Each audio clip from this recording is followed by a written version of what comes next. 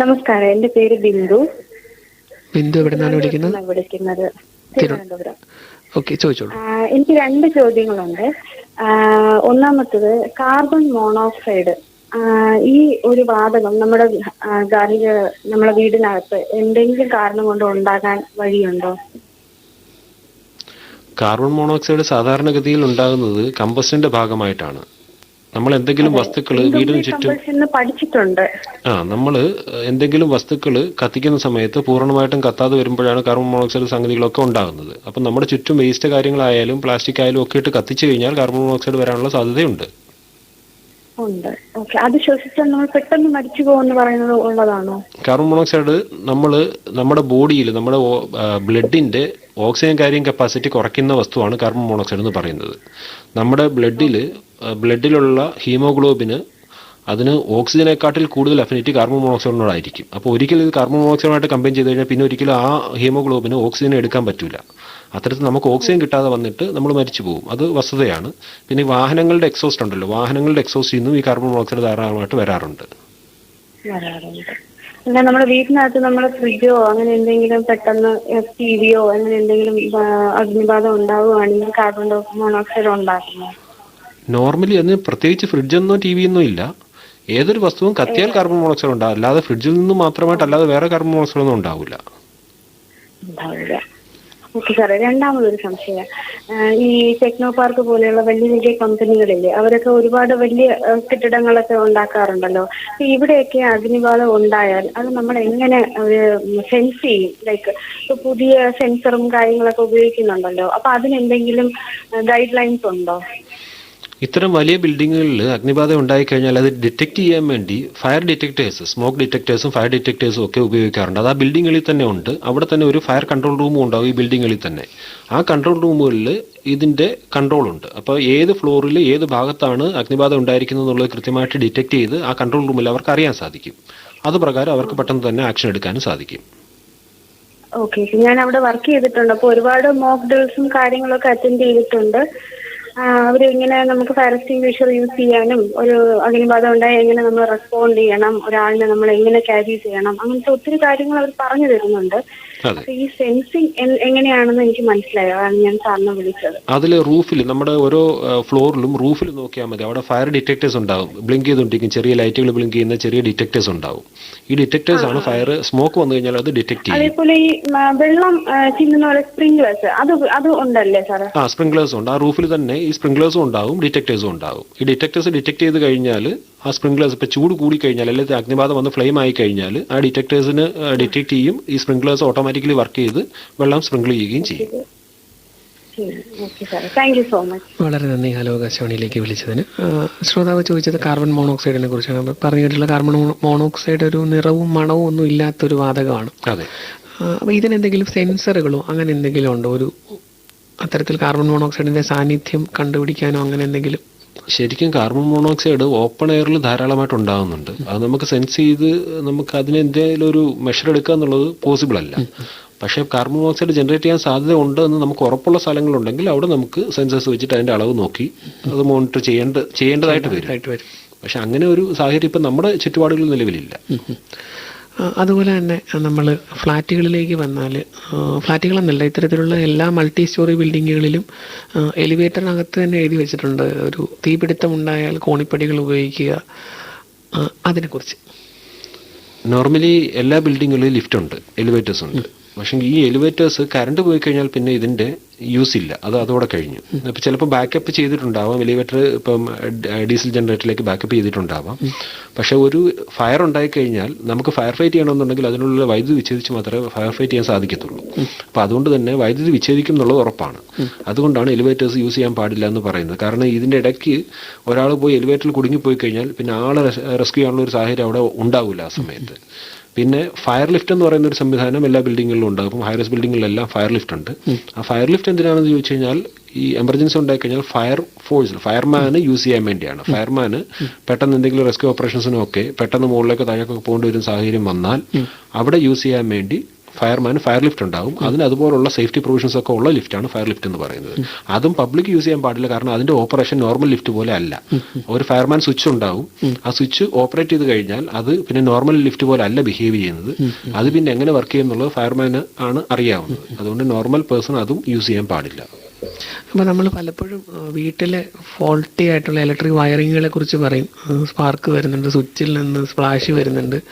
പലപ്പോഴും നമ്മൾ ഉപയോഗിക്കുന്ന ഉപകരണത്തിനെ നമ്മൾ അണ്ടർ എസ്റ്റിമേറ്റ് ചെയ്യാറുണ്ട്, നമ്മൾ ഉപയോഗിക്കുന്നത്. അപ്പോൾ ഈ നമ്മുടെ ഉപകരണങ്ങളുടെ മെയിൻ്റനൻസ്, പലപ്പോഴും നമ്മളൊരു സാധനം വാങ്ങിയാൽ അത് ചീത്തയാവുന്നവർ ഉപയോഗിക്കുക, അതിൻ്റെ ഒരു മെയിൻ്റനൻസിനെ കുറിച്ച്.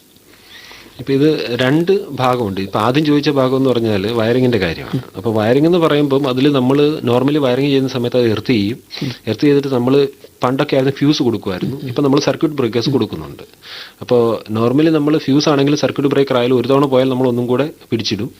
2-3 തവണ ആയി കഴിയുമ്പോഴേക്കും സർക്യൂട്ടിൽ പ്രശ്നമുണ്ടെന്നുള്ളത് മനസ്സിലാക്കുന്നതിന് പകരം നമ്മൾ ബ്രേക്കർ ഒഴിവാക്കിയിട്ട് ഡയറക്റ്റ് കൊടുക്കും. അല്ലെങ്കിൽ ഫ്യൂസ് ഒരിക്കലും പോവാത്ത രീതിയിൽ നല്ല കട്ടിയുള്ള അപ്പം ആ ഒരു പ്രവണത ഒഴിവാക്കണം. നമ്മൾ പകരം അത് ചെക്ക് ചെയ്യിക്കണം. അറിയാവുന്ന ആളെ കൊണ്ട് സർക്യൂട്ട് ചെക്ക് ചെയ്യിച്ചിട്ട് ആ സർക്യൂട്ടിൽ എന്താണ് ഇഷ്യൂ എന്ന് മനസ്സിലാക്കി അത് പരിഹരിക്കണം. അതാണ് അത് ചെയ്യേണ്ട കാര്യം. രണ്ടാമത് എക്യുപ്മെന്റിലും ഇതേപോലെ എക്യുപ്മെന്റ്സിനും ഫ്യൂസ് ഉണ്ട്. എക്യുപ്മെന്റ്സിലും ഫ്യൂസ് പോയാലും ഇപ്പോൾ നമ്മൾ പോയി പലതവണ ഓരോ കൊണ്ട് റിപ്പയർ ചെയ്ത് പലതവണ ആകുമ്പോൾ അവരും പറയും എന്നാൽ പിന്നെ നേരിട്ട് കൊടുക്കട്ടെ എന്ന് ചോദിക്കും, നമ്മൾ നേരിട്ട് കൊടുക്കാൻ പറയും. ആ ഒരു സാഹചര്യം. പിന്നെ രണ്ടാമതൊരു പ്രവണത എന്ന് പറഞ്ഞാൽ ഒരേ എക്യുപ്മെന്റ്, റേറ്റഡ് എക്യുപ്മെന്റിന് എത്ര രൂപയാകും നമുക്കറിയാം. ഒരു മിക്സി നോർമലി വാങ്ങണമെങ്കിൽ എത്ര രൂപയാകും നമുക്കറിയാം. അപ്പോൾ വളരെ റേറ്റ് കുറഞ്ഞ ഒരു മിക്സി മാർക്കറ്റിൽ കിട്ടുന്നുണ്ടെങ്കിൽ അതിന് പ്രോപ്പറായിട്ടുള്ള ഈ സേഫ്റ്റി ഡിവൈസസ് ഒന്നും ഇല്ലാത്ത മിക്സി ആയിരിക്കണം എന്ന് നമ്മൾ മനസ്സിലാക്കണം.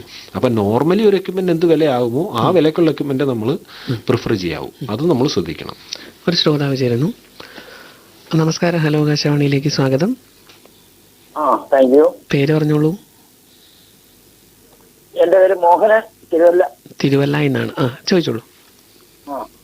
ഞാൻ സാറിനോടൊരു കാര്യം ചോദിക്കാൻ പോകുന്നത്. Good morning sir. Good morning, പറഞ്ഞോളൂ. ഞാൻ ഈ സർക്കാർ കെട്ടിടം പണി അല്ലെങ്കിൽ ഞാൻ സ്വന്തമായിട്ടൊരു വീട് പണിയുന്നു. അന്നേരം അതിന് ഈ ഫയർ ആൻഡ് സേഫ്റ്റിയുടെ ഒക്കെ ഇത് വേണ്ടേ, അനുമതി വേണോ? അതിന് സർക്കാരിന് മാനദണ്ഡമുണ്ട്. അതായത് കേരള മുനിസിപ്പാലിറ്റി ബിൽഡിംഗ് റൂൾസ് ഉണ്ട്, പഞ്ചായത്ത് ബിൽഡിംഗ് റൂൾസ് ഉണ്ട്. അപ്പോൾ ആ ബിൽഡിംഗ് റൂൾസ് പ്രകാരം ഒരാൾ വീടാണ് വെക്കുന്നതെങ്കിൽ അതിന് 1000 ചതുരശ്ര മീറ്ററിന് താഴെയാണ്, അതായത് ഏതാണ്ട് 10,000 സ്ക്വയർ ഫീറ്റ്, അതിന് താഴെയാണ് മൊത്തം വിസ്തീർണമെങ്കിൽ അതിന് ഫയറിന്റെ ക്ലിയറൻസ് ആവശ്യമില്ല. 1000 സ്ക്വയർ മീറ്ററിന് 1000 ചതുരശ്ര മീറ്ററിന് മുകളിലാണ് വിസ്തീർണമെങ്കിൽ അതിന് ഫയർ സർവീസിന്റെ ക്ലിയറൻസ് ആവശ്യമുണ്ട്. അതാണ് അതിന്റെ നിയമം.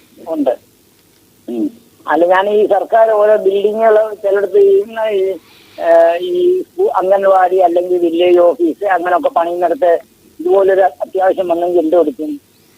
അവിടെയും ഇത് തന്നെയാണ് നിയമം. 1000 ചതുരശ്ര മീറ്ററിന് താഴെയാണെങ്കിൽ അതിന് ഫയറിന്റെ NOC ആവശ്യമില്ല. പക്ഷേ NOC ആവശ്യമില്ല എന്ന് കരുതി ഫയർ സിസ്റ്റം ആവശ്യമില്ല എന്നെങ്കിലും പറഞ്ഞിട്ടില്ല. ഫയർ പ്രൊട്ടക്ഷൻ ആവശ്യമായിട്ടുള്ള സംവിധാനങ്ങൾ അതിൽ ചെയ്തിരിക്കണം. 300 ചതുരശ്ര മീറ്ററിന് മുകളിലാണ് ബിൽഡിങ്ങിന്റെ ഏരിയ എങ്കിൽ അതിൽ ഫയർ പ്രൊട്ടക്ഷൻ ആവശ്യമായിട്ടുള്ള എല്ലാ സംവിധാനങ്ങളും ചെയ്തിരിക്കണം. 300 ചതുരശ്ര മീറ്ററിന് താഴെയാണെങ്കിലാണ് അതിന് ഒഴിവാക്കിയിട്ടുള്ളത്. ഉണ്ടായിരിക്കണം. അന്നേരം ഇത് ഈ പുളിക്കീഴ് ഇപ്പൊ ഒരു വില്ലേജ് ഓഫീസ് പുതിയ കെട്ടിടം പണിതിട്ടുണ്ട്. അന്നേരം നമ്മുടെ പുളിക്കീഴ് ബ്ലോക്ക് ഓഫീസിന്റെ അടുത്ത് തന്നെ. ഞാൻ ഈ പ്രോഗ്രാം ഉള്ളത് കൊണ്ട് ഞാൻ ഇന്ന് രാവിലെ അവിടെ ഒന്ന് കറങ്ങി നോക്കി. പക്ഷെ അവർ ഈ ഫയർ ആൻഡ് സേഫ്റ്റിയുടെ യാതൊരു ഇതും അവിടെ വെച്ചിട്ടില്ല. ഒരു വില്ലേജ് ഓഫീസ് എന്ന് പറയുമ്പോൾ അതിന്റെ ഏരിയ ഇതിൽ കുറവായിരിക്കാനാണ് സാധ്യത. അത് ശരി. അതുകൊണ്ട് അന്നേരം അവർക്കത് ആവശ്യമില്ല. നിയമപ്രകാരം അതിൽ 300 ചതുരശ്ര മീറ്ററിന് താഴെയാണെങ്കിൽ അതിന്റെ ആവശ്യം വരുന്നില്ല. വളരെ നന്ദി ഹലോ ആകാശവാണിയിലേക്ക് വിളിച്ചതിന്. നമ്മൾ ഇത്തരത്തിൽ നിയമപരമായി ഇതിനൊരു സംഗതി ഉണ്ട് എന്നുള്ളത് കൂടിയാണ് താങ്കൾ സൂചിപ്പിച്ചത്. ഇപ്പം നമ്മൾ വീടിനകത്ത് ഇപ്പോൾ പൊട്ടിത്തെറിക്കുന്ന കത്തുന്ന സാധനങ്ങളുടെ ലിസ്റ്റിൽ ഇപ്പോൾ പ്രധാനമായിട്ടുള്ളത് മൊബൈലാണ്. അപ്പോൾ മൊബൈലുമായിട്ട് ബന്ധപ്പെട്ട് കിടക്ക കത്തി ചാർജ് ചെയ്യാൻ വെച്ചു, അല്ലെങ്കിൽ അപകടം ഉണ്ടായി. അപ്പം ആ ഒരു ഏരിയയിൽ നമ്മൾ ശ്രദ്ധിക്കേണ്ട കാര്യങ്ങൾ ഇപ്പോൾ പറഞ്ഞത് തന്നെയാണ് പ്രധാനമായിട്ടുള്ള കാര്യം. കാരണം നമ്മൾ മൊബൈൽ കൂടുതലായി യൂസ് ചെയ്യുന്നുണ്ട്. അത് നമ്മൾ കിടക്കുന്ന സമയത്ത് നമ്മുടെ കൂടെ തന്നെ ഉണ്ടാവും, നമ്മൾ ഇരിക്കുന്ന സമയത്ത് നമ്മുടെ കൂടെ തന്നെ ഉണ്ടാവും. അപ്പോൾ നമ്മൾ എവിടെയാണെങ്കിലും കൂടെ തന്നെ മൊബൈൽ വെക്കും. അപ്പോൾ ഈ മൊബൈൽ പ്ലേസ് ചെയ്യുന്ന സ്ഥലമാണ് ഏറ്റവും പ്രധാനം. ഇപ്പോൾ ചാർജ് ചെയ്യാൻ വെച്ച് കഴിഞ്ഞാൽ ഇപ്പോൾ നമുക്കറിയാം അത് ഇലക്ട്രിസിറ്റി കണക്ഷൻ ഉള്ളതാണ്. അപ്പോൾ ചാർജ് ചെയ്യാൻ വെച്ച് കഴിഞ്ഞാൽ അതിൽ ഇലക്ട്രിസിറ്റി ഉണ്ട്. അപ്പോൾ അത്തരത്തിൽ ഒരു തീപിടുത്തം ഉണ്ടായാലോ പൊട്ടിത്തെറിച്ചാലോ പെട്ടെന്ന് മറ്റു വസ്തുക്കളിലേക്ക് പടരാൻ സാധ്യതയില്ലാത്ത തരത്തിൽ വേണം ഇത് ചാർജ് ചെയ്യാൻ വേണ്ടി വെക്കാൻ. അതേപോലെ രാത്രി നമ്മൾ കിടക്കുമ്പോൾ ഒരു കാരണവശാലും ബെഡ് ആ ബെഡിൽ ഇത് ഇടാൻ പാടില്ല. കാര്യം ഇപ്പോഴത്തെ ബെഡുകളെല്ലാം ഹൈലി കമ്പസ്റ്റബിൾ ആണ്. ചെറിയ ഒരു അഗ്നിബാധ ഉണ്ടായിക്കഴിഞ്ഞാൽ തന്നെ ബെഡ് വളരെ പെട്ടെന്ന് കത്തിപ്പോവും. നമ്മളൊന്ന് ശ്രദ്ധിച്ചാൽ മതി. പഴയ ബെഡുകൾ എന്തെങ്കിലും നമ്മൾ ഡിസ്പോസ് ചെയ്യുന്ന സമയത്ത് ജസ്റ്റ് ഒന്ന് കത്തിച്ച് നോക്കിയാൽ അത് മനസ്സിലാവും.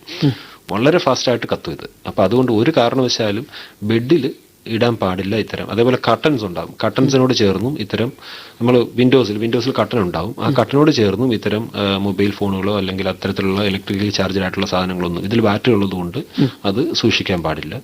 പിന്നെ ഉള്ളത് ഈ പറയുന്ന മോസ്കിറ്റോസിനെ ഒഴിവാക്കാൻ വേണ്ടി കോയിൽസ് വെച്ച് കത്തിക്കാറുണ്ട്, അല്ലെങ്കിൽ ഇത്തരത്തിലുള്ള വേപ്പറൈസേഴ്സ് വെക്കാറുണ്ട്. അപ്പോൾ ഇതും ഈ മൊബൈൽ പോലെ തന്നെയാണ്. കണക്ട് ചെയ്ത് കഴിഞ്ഞാൽ മറ്റേ കോയിലാണെങ്കിൽ കത്തിക്കൊണ്ടിരിക്കും. നമ്മൾ കിടക്കുന്നതിനോട് വളരെ ചേർത്ത് കൊണ്ട് വെച്ച് കഴിഞ്ഞാൽ അങ്ങോട്ടും ഇങ്ങോട്ടും ഷീറ്റോ വല്ലതും പാറി വീണിട്ട് അതിലേക്ക് പോയി വീണ് കഴിഞ്ഞാൽ കത്താനുള്ള സാധ്യതയുണ്ട്. അപ്പോൾ അത്തരം കാര്യങ്ങളൊക്കെ നമ്മളൊന്ന് ശ്രദ്ധിക്കുന്നത് നന്നായിരിക്കും.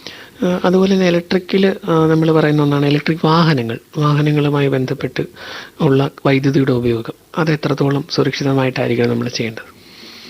ഇലക്ട്രിക് വാഹനങ്ങൾ ചാർജ് ചെയ്യാൻ വേണ്ടി നമ്മൾ വീടുകളിൽ വൈദ്യുതി യൂസ് ചെയ്യുന്നുണ്ട്. അതിലൊന്നും വേറെ ഇഷ്യൂസ് ഒന്നും ഇതുവരെ കണ്ടിട്ടില്ല. പക്ഷെങ്കിൽ ഇപ്പോൾ പുതിയ ഒരു യുഗത്തിലെ ഏറ്റവും വലിയ വിഷയമായിട്ട് വരുന്നതാണ് ഇലക്ട്രിക് വാഹനങ്ങളിൽ ഉണ്ടാകുന്ന തീപിടുത്തം എന്ന് പറയുന്നത്. അപ്പോൾ അതിന്റെ ബാറ്ററിയുമായിട്ട് ബന്ധപ്പെട്ടാണ് ഈ തീപിടുത്തം വരുന്നതെന്നുള്ളതുകൊണ്ടും വളരെ കോമ്പാക്റ്റ് ആയിട്ടുള്ള ഒരു കേജിനുള്ളിലായിരിക്കും, ഒരു കമ്പാർട്ട്മെന്റിനുള്ളിലായിരിക്കും ഈ ബാറ്ററി എന്നുള്ളത് കൊണ്ടും ഇത് എങ്ങനെ അണയ്ക്കുമെന്നുള്ളതിനെ കുറിച്ച് ഒരുപാട് ഗവേഷണങ്ങൾ ഇപ്പോൾ നടന്നു വരുന്നുണ്ട്. അപ്പോൾ ഫലപ്രദമായിട്ട് ഒരു മാർഗം നമ്മൾ ഇതുവരെയും എസ്റ്റാബ്ലിഷ് ചെയ്തിട്ടില്ല എന്നുള്ളതാണ് വസ്തുത. അപ്പോൾ ഇലക്ട്രിക് വാഹനങ്ങളിൽ ഫയർ ഇപ്പോഴും ഒരു വലിയ ബാധ്യതയാണ്. അതുപോലെ തന്നെ നമ്മൾ തുടക്കത്തിലെ അശ്രദ്ധ, അറിവില്ലായ്മ, അപ്പം ഈ ഒരു ഏരിയയെക്കുറിച്ച് പറയുമ്പോൾ കുട്ടികളെ കുറിച്ച് നമ്മൾ കൂടുതലായിട്ട് പറയേണ്ടി വരും. പലപ്പോഴും ഇപ്പം നമ്മുടെയൊക്കെ മുഖത്തൊക്കെ ചെറുപ്പത്തിൽ ഒരു പാടുണ്ടാവും. അയൺ ബോക്സ് പൊള്ളിച്ചതോ അല്ലെങ്കിൽ നമ്മൾ എന്തെങ്കിലും ഒരു വിളക്ക് കത്തിച്ചതോ എന്തെങ്കിലുമൊക്കെ തീയോട് കളിക്കുക എന്ന് പറയുന്നത് കുട്ടികളുടെ ഒരു സ്വഭാവമാണ്. അപ്പം കുട്ടികളുടെ ഇടയിൽ എത്രത്തോളം ബോധവൽക്കരണത്തിൻ്റെ ആവശ്യമുണ്ട് ഈ ഒരു മേഖലയിൽ അഗ്നിശമന സേനയുടെ ഇടപെടലിനെ കുറിച്ച്? ശരിക്കും ബോധവൽക്കരണം ആരംഭിക്കേണ്ടത് കുട്ടികളിൽ തന്നെയാണ്. കാരണം അവരാണ് നാളത്തെ പൗരന്മാർ. അപ്പോൾ നമ്മുടെ സമൂഹത്തിൽ ശരിക്കും ഇത്തരത്തിലൊരു ബോധവൽക്കരണത്തിൻ്റെ കുറവുണ്ട്. അപ്പോൾ ആ കുറവ് പരിഹരിക്കാൻ വേണ്ടി അഗ്നിരക്ഷാ സേന ശരിക്കും സ്കൂളുകൾ കേന്ദ്രീകരിച്ച് ഒരു ഡ്രൈവ് നടത്തിയിട്ടുണ്ട്. അപ്പോൾ മിക്കവാറും എല്ലാ സ്കൂളുകളും, നമ്മളിപ്പോൾ എനിക്കൊന്ന് തിരുവനന്തപുരം ജില്ലയിൽ ഇപ്പോൾ അടുത്ത സമയത്തായിട്ട് എല്ലാ സ്കൂളുകളും കവർ ചെയ്ത് കഴിഞ്ഞിട്ടുണ്ട്. അപ്പോൾ എന്താ ഉദ്ദേശിക്കുന്നത് പറഞ്ഞു കഴിഞ്ഞാൽ നമ്മുടെ ഒരു കൾച്ചർ, ഒരു സേഫ്റ്റി കൾച്ചർ നമ്മുടെ സമൂഹത്തിലുണ്ടാവണം. അപ്പോൾ ഒരു സേഫ്റ്റി കൾച്ചർ ഉണ്ടാവണമെങ്കിൽ അത് നമ്മുടെ സ്വഭാവത്തിന്റെ ഭാഗമായെങ്കിൽ മാത്രമേ അത് കൾച്ചർ ആവുന്നുള്ളൂ. അപ്പോൾ ചെറിയ നാൾ മുതൽ തന്നെ കുട്ടികളെ ഇത്തരം കാര്യങ്ങൾ, അവർക്ക് എല്ലാ കാര്യത്തിലും കൗതുകമാണ്.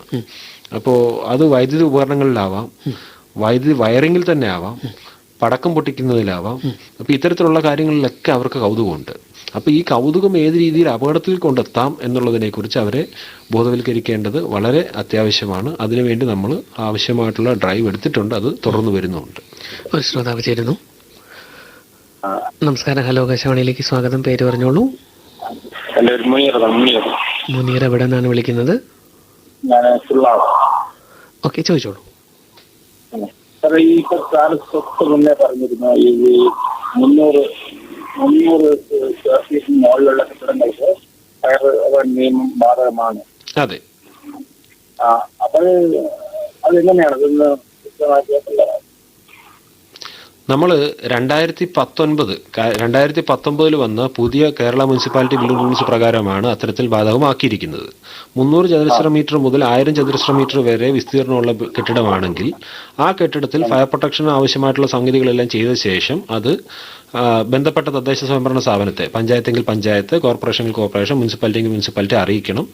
ആ അറിയിക്കുന്ന കത്തിന്റെ അത് എങ്ങനെയാണ് അറിയിക്കേണ്ടതെന്നുള്ളതിന്റെ പ്രൊഫോമൊക്കെ KMBRL അല്ലെങ്കിൽ KPBRL തന്നെ കൊടുത്തിട്ടുണ്ട്. അതിന്റെ ഒരു പകർപ്പ് നിയറസ്റ്റ് ഫയർ സ്റ്റേഷനിലും കൊടുക്കാൻ വേണ്ടി പറയുന്നുണ്ട്. ഇതാണ് അതിന്റെ രീതി. പഞ്ചായത്ത് രാജ് ആക്ടിൽ തന്നെ, കെട്ടിട നിർമ്മാണ ആക്ടിൽ തന്നെ പറയുന്നുണ്ടല്ലേ? അതെ, കെട്ടിട നിർമ്മാണ ചട്ടങ്ങളിൽ പറയുന്നുണ്ട്. അതിൽ തന്നെ പറയുന്നുണ്ട്. എത്ര സ്പേസ് കൊടുക്കണോ, എങ്ങനെയൊക്കെയാണ്. അതെ, അതെല്ലാം അതിനകത്ത് വ്യക്തമായിട്ട് പറയുന്നുണ്ട്. ഫയർ പ്രൊട്ടക്ഷൻ എങ്ങനെയായിരിക്കണമെന്ന് പറയുന്നത് നാഷണൽ ബിൽഡിംഗ് കോഡിലാണ്. നാഷണൽ ബിൽഡിംഗ് കോഡിൽ പറയുന്നുണ്ട് എന്തൊക്കെ കാര്യങ്ങളാണ് ഫയർ പ്രൊട്ടക്ഷന് വേണ്ടി ചെയ്യേണ്ടത് എന്നുള്ളത് കൃത്യമായിട്ട് നാഷണൽ ബിൽഡിംഗ് കോഡിലും പറയുന്നുണ്ട്. അത് പ്രകാരം ചെയ്യണം.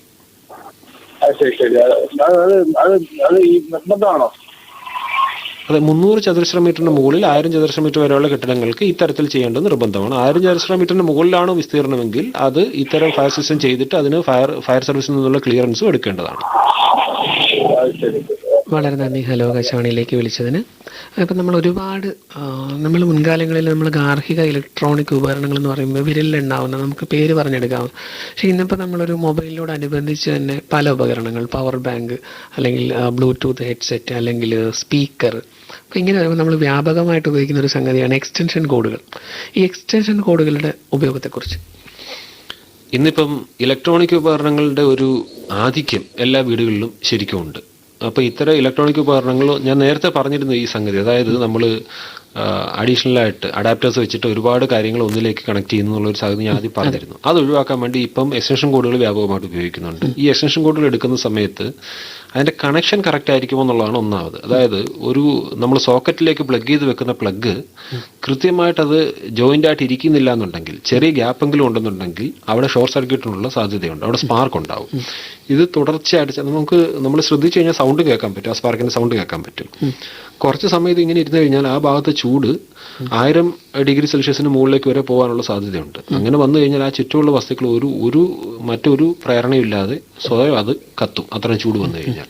അത്തരത്തിൽ കത്തിക്കഴിയുമ്പോഴേക്കും ഈ വയറിങ് ഏതൊക്കെ ഭാഗത്ത് പോകുന്നുണ്ടോ ആ ഭാഗങ്ങളിലേക്കെല്ലാം ഒരു വീട്ടിൽ വയറിങ് വഴി എല്ലാ ഭാഗത്തും, കാര്യം വയറിങ് ഫുള്ള് ചൂടായി നിൽക്കുകയല്ലേ, പെട്ടെന്ന് തന്നെ തീ വ്യാപിക്കാനുള്ള ഒരു സാധ്യതയുണ്ട്. അപ്പം നമ്മൾ ഒന്നാമത് ചെയ്യേണ്ടത് ഇത്തരം എക്സ്റ്റൻഷൻ കോഡുകളുടെ ഉപയോഗം കൃത്യമായിട്ട് മോണിറ്റർ ചെയ്യുക. കാരണം ഒരു പ്ലഗിൽ നിന്നും ഒരു എക്സ്റ്റൻഷൻ കോഡ് അല്ലെങ്കിൽ 2 എക്സ്റ്റൻഷൻ കോഡ്, ആ ഓരോ എക്സ്റ്റൻഷൻ കോഡിലും എത്ര പ്ലഗ് പോയിന്റുകളുണ്ട് ഇത് നോക്കണം. നോക്കുമ്പോൾ അറിയാൻ പറ്റും അതിലേക്ക് വരുന്ന ലോഡ് എത്ര ആണെന്നുള്ളത്. അങ്ങനെ ലോഡ് താങ്ങാൻ പറ്റുന്ന വയറിങ് എത്രമാത്രം ആ ലോഡ് വയറിങ്ങിന് താങ്ങാൻ പറ്റുമോ അത്രമാത്രം മാത്രമേ എക്സ്റ്റൻഷൻ കോഡുകളോ അല്ലെങ്കിൽ ഉപകരണങ്ങളോ അതിലേക്ക് പ്ലഗ് ചെയ്യാൻ പാടുള്ളൂ. അതേപോലെ ഇത് പ്രോപ്പറായിട്ട് ടൈറ്റായിട്ട് തന്നെ ഇരിക്കുന്നുണ്ടെന്നുള്ളതും ഇടയ്ക്ക് ഗ്യാപ്പില്ല, ലൂസ് കോണ്ടാക്ട് വരുന്നില്ല എന്നുള്ളതും ഉറപ്പാക്കുക. അതുപോലെ തന്നെ ഈ നമ്മൾ പലപ്പോഴും നമ്മുടെ പ്രാർത്ഥനാ മുറിയിൽ നിന്നുള്ള തീപിടുത്തം പലപ്പോഴും നമ്മുടെ ഒരു വിശ്വാസത്തിൻ്റെ ഭാഗമായി പലപ്പോഴും തീ കത്തിക്കുന്നൊരിടമാണ്. അവിടെ നമ്മൾ പാലിക്കേണ്ട മുൻകാലങ്ങളിൽ ഇത്തരം പ്രാർത്ഥനാ മുറികളിൽ ശരിക്കും ദീപമായിട്ട് തന്നെ ഉണ്ടായിരുന്നു.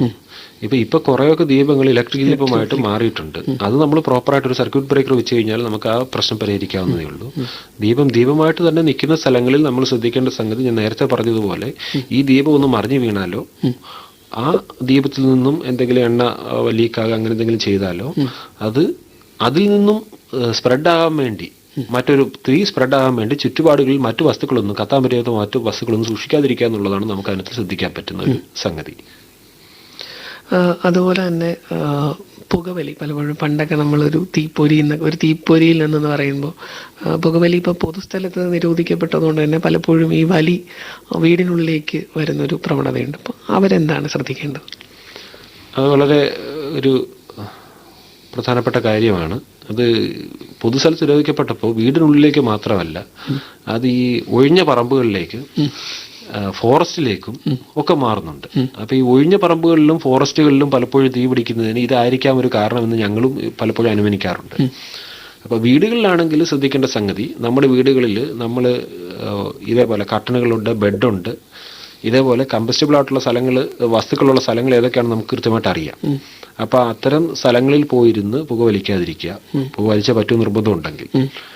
പിന്നെ ബെഡിൽ കിടന്ന് പുകവലിക്കാതിരിക്കുക. അത്തരം ശീലം പൊതുവെ കുറവായിരിക്കും, എങ്കിലും ബെഡിൽ കിടന്ന് പുകവലിച്ചാൽ ഒരുപക്ഷെ ആ വഴിക്കൂടെ നമ്മൾ ഉറങ്ങിപ്പോയി കഴിഞ്ഞാൽ അതിൽ നിന്നൊരു അഗ്നിബാധ ഉണ്ടാകാനുള്ള സാധ്യതയുണ്ട്. പിന്നെ ഇരിക്കുന്ന ചുറ്റുപാടുകൾ, ഇപ്പം നേരത്തെ പറഞ്ഞു ഒഴിഞ്ഞ പറമ്പിലൊക്കെ പോയി, അവിടെ ഇപ്പം ഇനി വരുന്നത് ശരിക്കും സമ്മറാണ്, ഇനി വരാൻ പോകുന്നത് സമ്മർ ആകുമ്പോഴത്തേക്കും ധാരാളമായിട്ട് ഇപ്പം ഇനിയും കരിയിലൊക്കെ വന്ന് വീഴാൻ പോവാണ്. അപ്പോൾ ആ സമയത്ത് നമ്മൾ ഇത്തരം ഒഴിഞ്ഞ പറമ്പുകളിലും അല്ലെങ്കിൽ തോട്ടങ്ങളിൽ അല്ലെങ്കിൽ കാട്ടിൽ ഒക്കെ പോയിരുന്നിട്ട് പുകവലിച്ചു കഴിഞ്ഞാൽ നമ്മൾ ഈ കളഞ്ഞിട്ട് പോകുന്ന ഇതിൻ്റെ കുറ്റി പ്രോപ്പറായിട്ട് അണച്ചു എന്ന് ഉറപ്പാക്കാതെ നമ്മൾ അവിടെ നിന്ന് പോയി കഴിഞ്ഞാൽ അത് അവിടെ കിടന്ന് കത്തിയിട്ട് ഇത് വലിയ അഗ്നിബാധയായിട്ട് മാറാനുള്ള സാധ്യതയുണ്ട്. അപ്പോൾ ഇത്തരം കാര്യങ്ങളൊക്കെ നമ്മൾ ശ്രദ്ധിച്ചില്ല എന്നുണ്ടെങ്കിൽ വരും മാസങ്ങളിൽ വലിയ അപകടങ്ങൾ ഉണ്ടാകാനുള്ള സാധ്യതയുണ്ട്. നമ്മൾ അഗ്നിശമന സേനയെക്കുറിച്ച് പറയുമ്പോൾ വളരെ ഹീറോയിക്കായുള്ള ഒരു എപ്പിക് ആക്റ്റായിട്ടാണ് പലപ്പോഴും സിനിമകളിൽ നായകന്മാരൊക്കെ തീക്കുള്ളിൽ നിന്ന് കുട്ടിയെ എടുത്ത് പുറത്തേക്ക് വരുന്നൊക്കെ. പക്ഷേ നമ്മളൊന്ന് ശ്രദ്ധിച്ചാൽ ഈ പറഞ്ഞ പല രംഗങ്ങളും നമ്മുടെ ജീവിതത്തിൽ നിന്ന് നമുക്ക് മാറ്റാവുന്നതേ ഉള്ളൂ എന്നാണ് താങ്കളുമായിട്ടുള്ള ഈ ഒരു സുദീർഘമായ ഈ സംഭാഷണത്തിൽ നിന്ന് മനസ്സിലാകുന്നത്. താങ്കൾ കൃത്യമായി ഈ പറഞ്ഞ ഒരു വീട്ടിൽ തീ പിടിക്കാനിടയുള്ള ഇടങ്ങൾ, സാഹചര്യങ്ങളെക്കുറിച്ചൊക്കെ വിശദീകരിച്ചു.